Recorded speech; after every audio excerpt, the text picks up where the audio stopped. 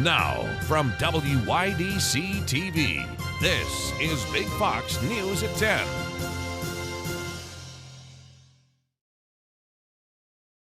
Good evening, I'm Jennifer Lindgren. 5 young people are hospitalized after a rollover crash in Erin. According to reports from the sheriff's office, the crash happened just after midnight near Laurel Hill Road and Park Station Road.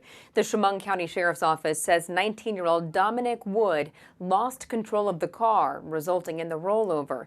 Investigators say all involved in the crash were between the ages of 17 and 20. The sheriff's office also added that while the investigation is ongoing, it is believed that alcohol was a factor in the crash. One man faces multiple charges after police found him passed out in a car with 2 unmarked guns and methamphetamine.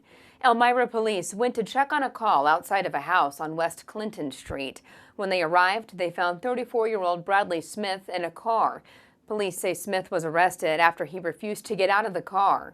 Officers then found 2 unmarked handguns, meth, and over $1,200 in cash. Smith has been charged with multiple crimes, including criminal in possession of a weapon. 3 police officers were shot during a chase in Buffalo Tuesday. Video from the scene shows a heavy police presence where the chase came to an end. The police department tweeting, "The officers' injuries are not life-threatening, though one officer did undergo surgery." Police say multiple people are now in custody. We are very fortunate tonight that no members of the public were struck by gunfire, a very, very dangerous situation, and we are very thankful that 2 suspects involved in this situation are in police custody. A full investigation into the shooting is underway.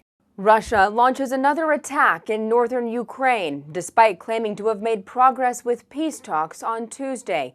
And as Madeline Rivera reports, the UN now says more than 4 million people have fled the fighting in Ukraine. One day after Russia pledged to scale back some of its military operations in Ukraine, nothing has changed. We're seeing that everything continues as it used to be. Attacks on our cities are ongoing. And the humanitarian crisis is getting worse. The UN announcing Wednesday that more than 4 million refugees have fled Ukraine, roughly the population of Oklahoma. Who knows how it will turn out for us? But the children don't have a future. Many of them doubt the chances of a breakthrough with Russia. And U.S. officials are also warning of a potential setback, saying President Putin's advisors haven't told him the extent of his military's losses in Ukraine, which could affect his approach at the negotiating table. When he actually begins to realize how badly his military is doing in Ukraine, you don't know what kind of reaction that's going to cause in him. Mr. President, what is the danger of Putin being left in the dark by his military advisors? I'm reluctant to comment. In a call with President Zelensky, President Biden said the U.S. is giving Ukraine $500 million in new aid. An advisor to President Zelensky says they believe both sides will finalize a preliminary agreement over the next few days, which would open up the next round of talks, including a potential meeting between Putin and Zelensky. In Washington, Madeline Rivera, Fox News. American military leaders are asking for more funds to help Ukraine in their battle against Russian invaders. The Pentagon says it did not plan to support Ukraine when it finalized its budget prior to the invasion. Despite Congress approving a $13 billion emergency package in March, the Pentagon is unsure of how soon it will need to replace or resupply Ukrainian forces with ammunition and weapons. The current Defense Department budget proposal, without planned Ukrainian support, calls for more than $770 billion. Jewelry company Pandora is leaving a sustainability trade group after it fails to cut ties with Russia. Pandora announcing today it's ending its 12-year membership with the Responsible Jewelry Council. The RJC sets ethical standards for the jewelry and watch industry. Pandora executives reportedly asked the group to suspend Russian companies or urge its members to stop business in Russia following the invasion in Ukraine. When the RJC failed to take action, Pandora decided to leave. President Biden received his second COVID-19 booster shot today. Before getting the shot, the president urged Congress to provide more funding to fight COVID-19, pointing out if the funds are not approved, the United States will run out of its testing supply in June, and the vaccination effort will be negatively impacted. Just as we've reached a critical turning point in this fight, Congress has to provide the funding America needs to continue to fight COVID-19.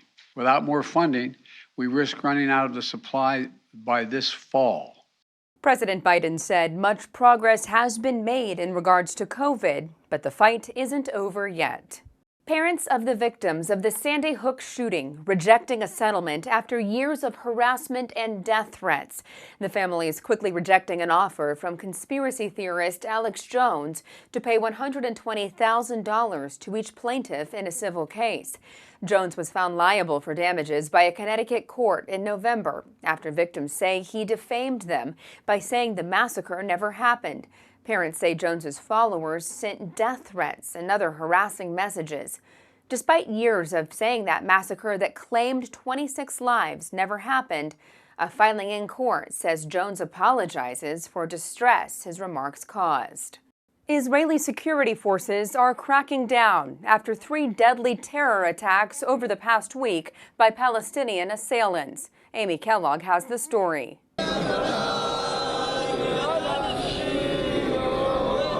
Funeral services now underway for the victims of the latest terror attack in Israel. On Tuesday night, a Palestinian gunman opening fire in the city of Bnei Brak. Eyewitnesses say he methodically targeted civilians, killing 5 before being shot by police. They were at routine work. They encountered the terrorist, managed to neutralize him, and prevent a much more serious attack. It's the 3rd deadly attack in the last week, resulting in at least 11 deaths, including 2 border guards, and 4 people killed in a stabbing and car ramming attack. Israeli Prime Minister Naftali Bennett says the country is experiencing, quote, a wave of murderous Arab terror. And he's promising a big security crackdown as the Muslim holy month of Ramadan approaches. Israel's security forces are the best in the world. They are prepared to face the mission, and we will win.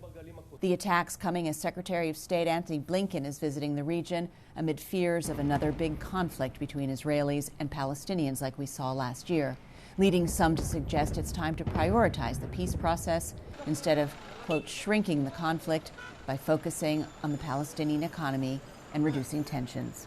We've been focused on concrete ways to help improve the lives of Palestinians. Israeli forces arrested 5 people allegedly involved in Tuesday's attack, but it's not clear how they may have been connected to the gunman. In London, Amy Kellogg, Fox News. We have your complete forecast next. Plus, a warning from Verizon about a new phone scam making the rounds. Stay with us.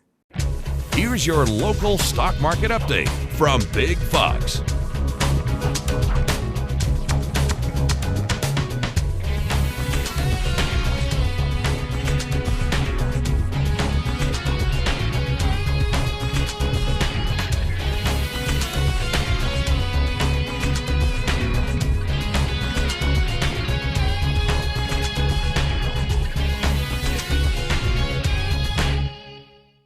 Now, your Twin Tiers forecast from Big Fox.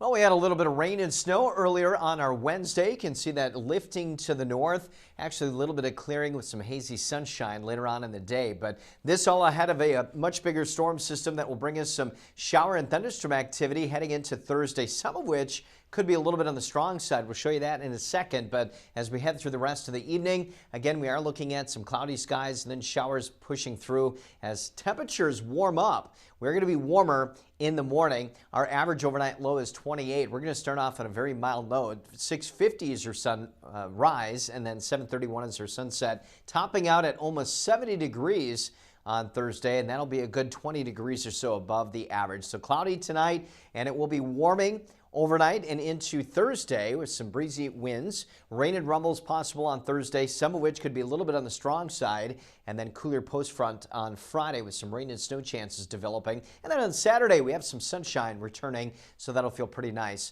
All right, so looking at that severe weather threat into Thursday, notice that we're sitting on the northern edge of that slight risk of severe weather. So again, watching the marginal severe weather concern early on into the afternoon. As we take a look at the radar and satellite forecast model, you can see that things again start to turn a little more unsettled as we head into the afternoon, certainly off to our south. And then as that pushes on through, we're going to begin to cool off enough to see that rain snow chance on Friday. So again, a marginal threat for Elmira Corning. Best chance of the severe weather later on into the day will be to the south, but do keep an eye on that weather, of course, as we head through the day.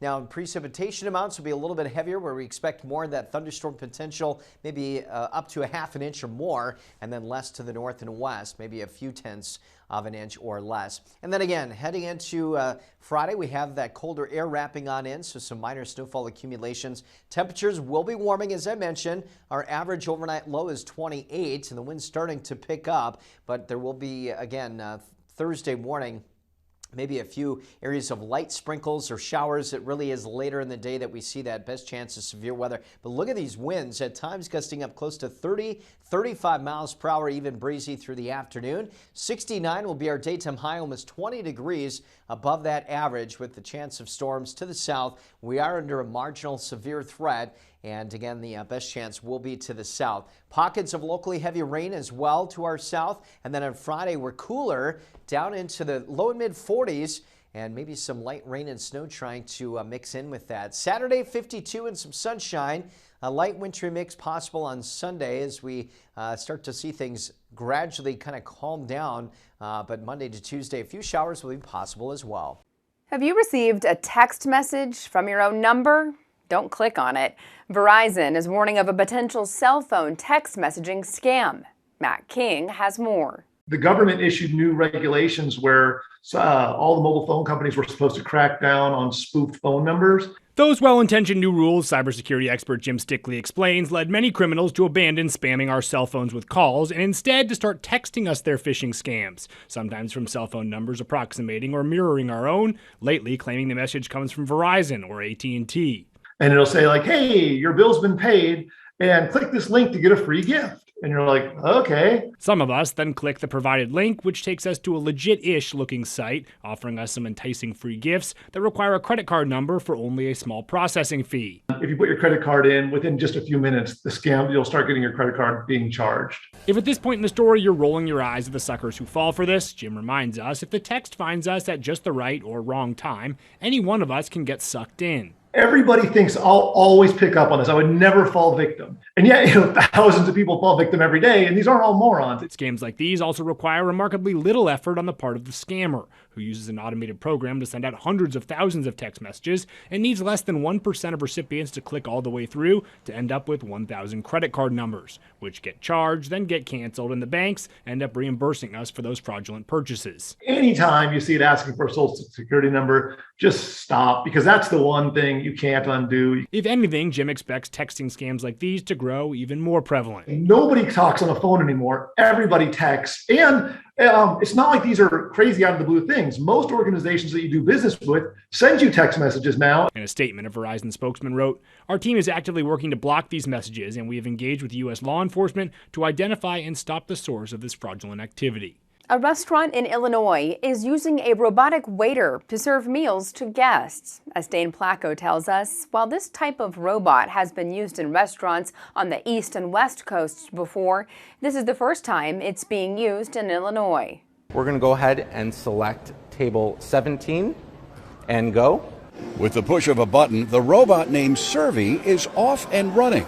A glimpse of the future here at CM Chicken, a Korean restaurant in Vernon Hills that opened just last week and is getting a lot of buzz about its food and the way it's served. And they've actually stopped by to see Servy, so it's quite an amazing thing for a lot of customers. Servy was developed by Bear Robotics out of Redmond, California, and while it's being used in hundreds of restaurants on the East and West Coasts, please take your food. This is the first Servy in Illinois. Right now, obviously with COVID, the restaurants have been very hard to find staff members. So what we want to do is kind of help take that load off and really allow the restaurant to really focus on the customers and allow Servy to do that back and forth food running. So what happens when somebody accidentally steps in front of Servy? It stops, thinks and then goes around. 2 trays with scales on there so they know when the customer takes the food off. So we have a camera facing forward, camera facing up, and a camera facing down. As for customers, it takes a little getting used to. I think it's a cool idea. Yeah, I'm all about trying new things, and I think technology is advancing anyway, so. I think it's really unique. I think we're possibly looking into the future. Please take your food. But will robot servers take the place of real waiters and waitresses? And Servy's not taking any jobs away. We still want the servers to take the orders, interact with the customers, spend more time with the customers. And no, you don't have to tip the robot. Good job. Cyber hackers target a popular gaming platform, and Morgan Stanley announces plans to break into a new market. Cheryl Casoni has these stories and more in today's Business Briefs. A major cryptocurrency heist. Hackers steal millions of dollars of cryptocurrency from Axie Infinity's Ronin network. Axie Infinity is a popular online game where users play to earn. Stolen funds reportedly amounted to $540 million at the time of the hack. It has since gone up to $615 million due to exchange rates. The heist is now considered one of the largest cryptocurrency thefts on record. Morgan Stanley is breaking into the exchange-traded fund market. In a memo to staff this week, executives announced plans for a new ETF platform. It plans to launch its first public offerings later this year. Well, the Federal Trade Commission is suing TurboTax owner Intuit for deceptively advertising its tax software as free. FTC officials allege that this is not true for most users, like independent contractors and gig economy customers who file a 1099 tax form. Those individuals end up getting charged when it's time to file.